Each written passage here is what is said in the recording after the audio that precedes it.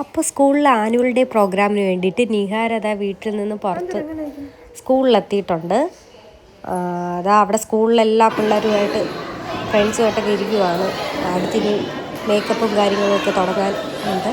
അപ്പോൾ എല്ലാവരും അതിന് മുമ്പായിട്ട് അവരൊരു ഹാളിൽ കൊണ്ടിരുത്തിയിരിക്കുകയാണ് ടീച്ചേഴ്സ് എല്ലാം കൂടെ. അപ്പോൾ അതിന് മുമ്പ് ഇപ്പോൾ ഒരു 2 മണിയാണ്. 2 o'clock ഈ സ്റ്റേജിൻ്റെ ആ ഒരു വ്യൂ കാണാം. അടിപൊളി സ്റ്റേജായിരുന്നു. നല്ല ലൈറ്റ്സൊക്കെ ഒത്തിരി ഉണ്ടായിരുന്നു. ഒത്തിരി ചെയർ അവർ അറേഞ്ച് ചെയ്തിട്ടുണ്ടായിരുന്നു. ഇപ്പോൾ ആളില്ല, ഈവനിങ് ആകുമ്പോഴത്തേക്ക് ആളാവുമായിരിക്കാം. അപ്പോൾ ഇതാണ് സ്റ്റേജിൻ്റെ വ്യൂ. അടിപൊളി സ്റ്റേജായിരുന്നു. നല്ല സെറ്റിങ്സൊക്കെ ആയിരുന്നു. രാത്രിയിൽ കാണാൻ അടിപൊളിയായിരുന്നു. അങ്ങനെ എല്ലാവരും പ്രാക്ടീസ് ചെയ്യാനായിട്ട് സ്റ്റേജൊക്കെ ഒന്ന് കയറി ട്രയൽ ചെയ്യുവാണ്.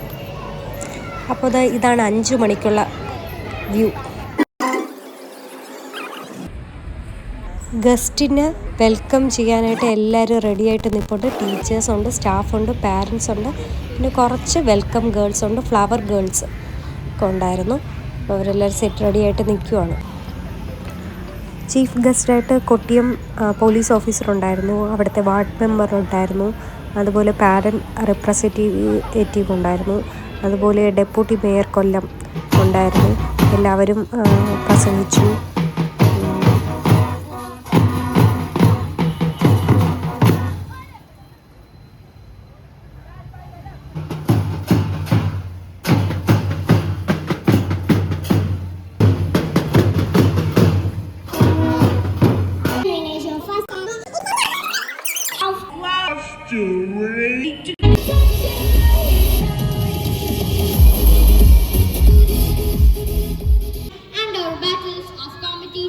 We don't just celebrate our achievements, we celebrate the faith and character that we perform against the shall remain.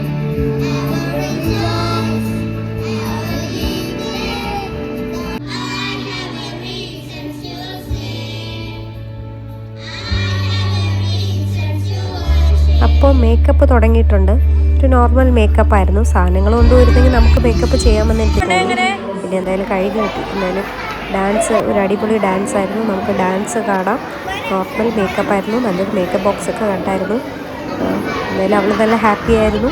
നമുക്ക് കാണാം ഡാൻസ് എങ്ങനെയുണ്ടെന്ന്. അടിപൊളി ഡാൻസായിരുന്നു. കാണണേ എല്ലാവരും. എൻ്റെ മകളുടെ ആനുവൽ ഡേ സെലിബ്രേഷനാണ്. അവളുടെ ഒരു ഫസ്റ്റ് സ്റ്റേജ് പെർഫോമൻസാണ്. എനിക്ക് ഒത്തിരി സന്തോഷമായിരുന്നു.